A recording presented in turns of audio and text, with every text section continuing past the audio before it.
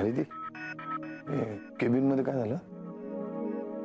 Conference room मध्ये presentation, पण अजून जयराम आलेले नाहीये. म्हणजे मला वाटतंय की तयारी होईस्तवर ते येतील, पण ते आले आले लगेच त्यांना आत पाठवा. हा प्लीज काका. हा, तू जा आतमध्ये, तू आज जाऊन खिंड लढव.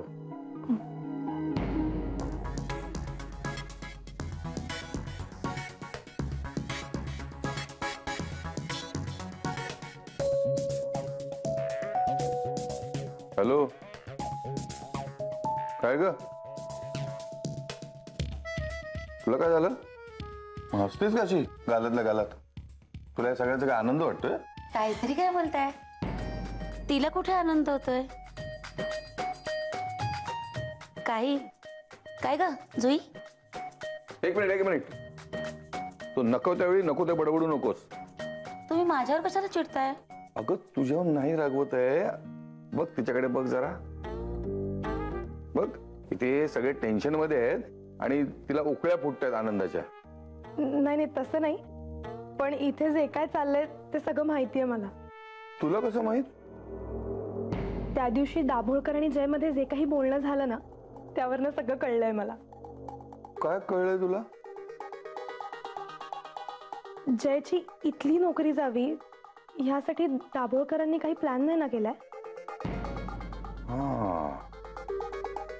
असं होऊ शकतं. तुम्हाला कसं माहित? मला सगळं माहितीये. तुला कसं माहित? कारण त्या दिवशी म्हणजे पहिल्याच मीटिंगला दाभोळकर जयवर इतके इम्प्रेस्ड होते की मला असं वाटतं की इनडायरेक्टली ते त्याला जॉब ऑफर करत होते. पण दाभोळकर कशाला जयला जॉब ऑफर करतील? नाही, पण असं झालं तर बरंच होईल. चांगल्या पगाराची नोकरी लागेल पोराला, नाही? हो ना. मग जयला इथल्यासारख्या नियमांचं बंधन नसेल. जुई वेडाबाई, अगं तिच्या हिची वाट लागायची वेळ आली आहे आणि यांचं काहीतरी भलतच चाललंय. दाभोळकर कशाला जयला जॉब ऑफर करतील? जयचं पण ना अजून याचा पत्ता नाहीये.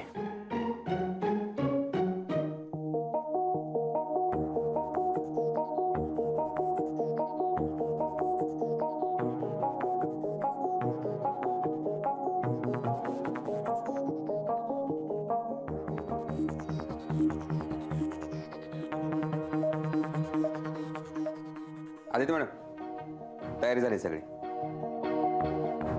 सर मी जरा चहा पाण्याचं बघतो.